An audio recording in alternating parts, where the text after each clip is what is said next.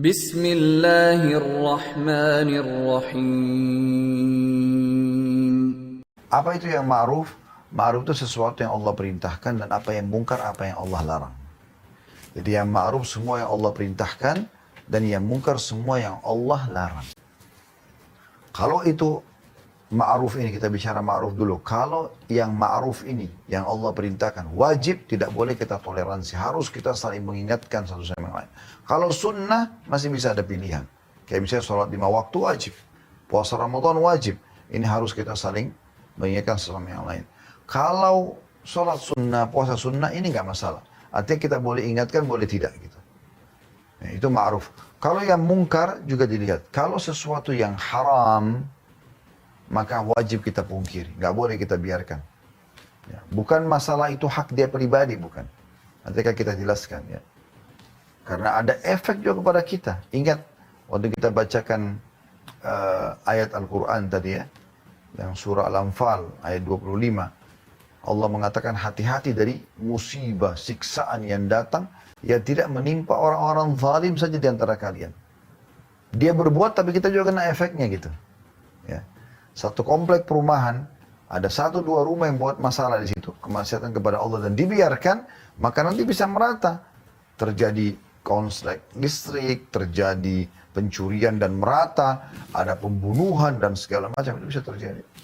Karena dibiarkan. Ya, seperti itu maksudnya. Kalau haram harus kita pungkiri. Kalau makruh kita masih punya, bisa kita diam. Gak ada masalah, karena itu masih pilihan. Ya. Jadi ini poin yang perlu digarisbawahi. Baik, kita akan lihat bagaimana Allah Subhanahu wa Ta'ala menjelaskan tentang pentingnya amar ma'ruf dan nahi munkar. Ini kalau mau dibahas panjang sekali tentunya. Tapi kita lihat dalam surah ya, Al-Ma'idah, surah nomor 5 ayat 78 sampai 79, kisah tentang Bani Israel. Bagaimana mereka tidak amar ma'ruf, tidak nahi munkar. Allah SWT berfirman, A'udzubillahi minasyaitonirrajim. Lu'inal ladina kafaru min bani Israel ala lisani Dawud wa Isa bin Maryam. Dzalika bima 'asaw wa kanu ya'tadun. Kanu la yatanahawna 'an munkarin fa'alu labi'sa ma kanu yaf'alun. Telah dilaknati orang-orang kafir dari Bani Israel dengan lisan Daud dan Isa putra Maryam. Yang demikian itu disebabkan mereka durhaka dan selalu melampaui batas. Ya. Kenapa? Kenapa mereka dilaknat? Kenapa Allah patok mereka sebagai orang yang melampaui batas? Karena itu berarti dihukum ya. Kenapa? Apa yang Bani Israel lakukan? Allah mengatakan, itu ayat 78. Ayat 79 Allah jelaskan. Mereka satu sama yang lain tidak melarang tindakan mungkar yang mereka perbuat, sesungguhnya amat buruklah apa yang telah mereka perbuat itu. Jadi orang berzina, orang riba, orang mencuri, orang menipu, orang gunjing, orang bodoh dengan agama, bicara tentang agama, menghina agama, didiamkan. Itu sebabnya dulu Allah binasakan.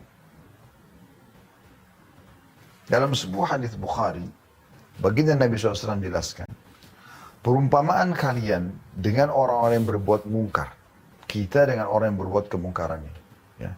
Kalau kita coba beriman, coba menerapkan hukum Allah SWT, lalu perbedaan kita dengan orang-orang yang berbuat dosa ini, maksiat di depan mata kita.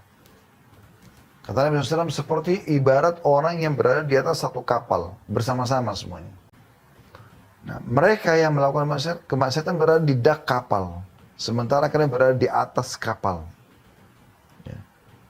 Setiap kali mereka mau ngambil air, mereka selalu saja melewati atas. Mereka selalu lewatin atas.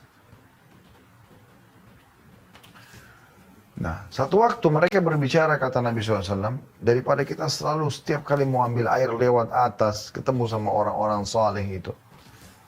Lebih baik kita bolongin aja kapal. Jadi gak repot. Bolong, ada air masuk yang kita ambil. Apa kata Nabi SAW? Kalau kalian biarkan mereka membolongi kapal itu, maka kalian akan tenggelam semuanya. Maksudnya, kalau kalian biarkan mereka dengan kezaliman mereka, dengan kemaksiatan mereka, dan kalian diam aja, maka secara otomatis kalian akan binasa semua. Kapal akan tenggelam, dan kalian pun akan tenggelam. Dalam hadis yang sahih yang lain, kata Nabi SAW, Kalian harus menyuruh pada kebaikan. Nah, ma'ruf tadi. Kalau dia wajib, serukan. Sampaikan. Sholat 5 waktu, puasa Ramadan, zakat, haji, kita ingatkan kewajiban-kewajiban tersebut. Sunnah boleh, tapi bukan seperti tingkat yang wajib ini. Dan kalian harus mencegah kemungkaran. Harus cegah orang berbuat dosa yang haram. Yang makruh masih ada pilihan, tapi yang haram tidak bisa kita diamkan. Perzinahan, kemaksiatan umumnya nggak boleh dibiarkan. Makanya kalau Anda lihat di Indonesia, setiap ada orang buat satu kesalahan, apalagi sudah di medsos, maka akan beramai-ramai para dai-dai menyampaikan, itu nggak boleh, itu begini, itu begitu. Ya. Atau mungkin ada di sebagian di antara kaum muslimin dan anak muda kita yang Masya Allah semangat dalam agama, mereka mencari cuplikan-cuplikan ceramah para ustadz atau dai, kemudian dipertemukan untuk menasihatin orang yang berbuat dosa. Kan begitu. Nggak boleh dibiarkan, karena berbahaya ini. Kata Nabi SAW, kalian harus menyeru pada kebaikan dan melarang untuk mencegah kemungkaran. Melarang pelaku kezaliman hingga kalian mencegahnya secara paksa. Paksa dengan kata harus terus dikejar. Apakah dengan lisan, ya, kalau Anda punya power, maka dengan power gitu. Misalnya power itu kayak orang tua sama anaknya. Anaknya lagi mabuk-mabukan, ditarik botol minuman kerasnya. Diberhentikan dari narkotikanya, dihukum gitu. Ya, diberhentikan fasilitas. Dalam arti kata mobil, segala macam, uang bulanan nggak boleh. Atau pimpinan perusahaan, dia kasih surat peringatan atau diberhentikan pegawai yang memang tidak mau tahu masalah kemungkaran seperti itu. Karena kalau tidak, semua perusahaan bisa kena. Semua yang ada di dalam rumah itu bisa kena efek daripada dosa tadi. Satu orang yang melakukan itu. Kalian mencegahnya secara paksa dan menariknya kepada kebaikan secara paksa. Atau akan muncul perselisihan dalam hati kalian hingga orang terbaik dari kalian pun berdoa, tapi tidak lagi diterima doanya. Bayangkan. Orang paling soleh di wilayah itu kalau lagi berdoa, tetap Allah tidak kabulkan karena dosa yang merata tadi. Karena banyaknya kesalahan yang dilakukan. Nah, ini bahaya sekali. Bersyukurlah teman-teman kalau di wilayah Anda, di kota Anda, masih ada dai-dai yang mau mengingatkan. Bahkan kadang-kadang suara mereka lantang mengingatkan. Karena mereka tahu masalah ini. Kalau saya biarkan, nanti akhirnya saya juga kena nih sama mereka gitu. Dalam sebuah riwayat yang sahih yang lain, kata Nabi SAW, kalian semua harus mencegah kemungkaran atau Allah akan timpakan secara umum bencana pada kalian semua. Ya. Dan itu yang Allah tekankan dalam surah Al-Anfal tadi. Surah nomor 8 ayat 25. A'udzu billahi minasyaitonir rajim wattaqu fitnatan la tusibanna alladhina zalamu minkum khassa wa'lamu anna Allah syadidul iqab. Hati-hati kalian. Pelihara diri kalian dari siksaan yang tidak menimpa orang-orang zalim secara khusus saja di antara kalian. Bukan cuma berbuat dosa. Semua akan kena, yang diam-diamnya juga kena gitu. Dan ketahuilah bahwasanya kalau datang siksaan tersebut amat berat. Kalau siksaan Allah datang berat. Setelah longsor datang, banjir datang, berat. Rumah yang selama ini Anda bangun, Anda setengah mati untuk mendapatkannya. Kendaraan rusak semua, hancur. Berapa kali saya lihat cuplikan di Indonesia, subhanallah. Sayang betul kalau penduduk negeri itu tidak ambil pelajaran. Lumpur, longsor, masuk ke kota mereka, ke desa mereka. Hancur semuanya. Depan mata mereka, keluarga mereka meninggal. Ada yang lagi jalan, ada yang lagi duduk, meninggal. Dan jadi kaku kena ya, lumpur-lumpur tersebut. Banjir-banjir yang membawa menghancurkan rumah-rumah mereka, menghancurkan ya kendaraan-kendaraan mewah mereka beli dengan berusaha untuk mendapatkan uang dari bisa membelinya. Tapi juga tidak diambil pelajaran, subhanallah. Setelah keadaan kondusif lagi, kembali lagi maksiat. La haula wa la quwata illa billah. Bukannya diambil pelajaran gitu. Dalam hadits Bukhari yang lain, hadis sahih kata Nabi SAW, Allah mengutus Jibril untuk menghancurkan satu negeri. Di satu keadaan, tapi tidak disebutkan negerinya di mana. Jibril disuruh datang untuk menghancurkan negeri itu oleh Allah SWT. Lalu Jibril menemukan salah satu penduduk negeri itu orang soleh. Ada satu orang soleh itu, ahli ibadah. Maka dia melapor kepada Allah mengatakan, Ya Allah, kata Nabi SAW, Ya Allah, sungguhnya di negeri itu terdapat hambamu fulan, orang soleh. Maka Allah mengatakan atau berfirman, mulailah siksa dari dia. Loh kok bisa? Orang yang soleh, dia yang dimulai disiksaan. Karena dia tidak pernah menyuruh pada kebaikan dan tidak pernah mencegah kemungkaran. Oh, masuk surga sendiri. Ini hadis sahih. Hati-hati. Anda jangan sholat sendiri. Kalau ke masjid, aja orang di sekitar jalan. Ayo pak, sholat pak, sudah waktunya. Mulai dari rumah tangga, suami ingatkan istri, istri ingatkan suami. Orang tua ingatkan anak, anak ingatkan orang tua. Majikan ingatkan pembantunya, supirnya. Ingatkan. Begitu juga dengan orang di perusahaan, atasan ingatkan bawahan, bawahan ingatkan atasan, saling mengingatkan satu sama yang lain staff. Ya. Lingkup masyarakat juga begitu. Se-RT, se-RW, satu kecamatan, satu kelurahan, satu kecamatan. Lingkup lebih besar, satu desa, satu kota, dan seterusnya. Saling mengingatkan. Kalau tidak, maka akan jadi masalah. Dalam hadis Muslim, hadis yang sahih, pernah Ummu Salamah radhiyallahu anha bertanya, istri Nabi SAW radhiyallahu anha. Dia mengatakan, aku bertanya kepada Nabi SAW, apakah kami akan ditimpa siksaan sementara di antara kami terdapat orang-orang saleh? Kata Nabi SAW, iya, bila pelanggaran agama telah merajalela. Gak ada lagi yang luruskan. Udah, biarin aja terserah. Kita coba ambil pelajaran dari kisah negeri, penduduk negeri Ila. Penduduk negeri Ila ini teman-teman sekalian, wilayah ini sekarang masuk ke Palestina. Ya. Kota namanya Ila. Dulu, di zaman dulu ada sekelompok Bani Israel tinggal di sana di zaman Nabi Musa alaihissalam. Mereka ini teman-teman, kebiasaan mereka adalah nelayan. Pekerjaan mereka nelayan. Waktu itu syariat Nabi Musa alaihissalam, karena hari Sabtu adalah hari raya mereka, tidak boleh mereka memancing. Ada larangan begitu di syariat itu. Maka sebagian masyarakat negeri Ilah terbagi menjadi 3 bagian. Yang pertama dari 3 ini, teman-teman sekalian, yang pertama adalah mengakalin larangan itu. Mereka nggak mancing hari Sabtu, tapi mereka pasang jala malam Sabtu, hari Jumat malam. Mereka biarkan ikan masuk di hari Sabtu, hari Ahad mereka panen. Mereka bilang kita nggak mancing kok hari Sabtu, tapi mereka mau ngakalin larangan Allah SWT. Kelompok yang kedua, yang melarang ini, nggak boleh, ini nggak boleh. Ini ingatkan ini, amar ma'ruf nahi munkar. Kelompok yang ketiga, ini orang-orang beriman juga. Tapi mereka bukan bergabung sama kelompok kedua untuk melarang kelompok pertama berbuat dosa tadi.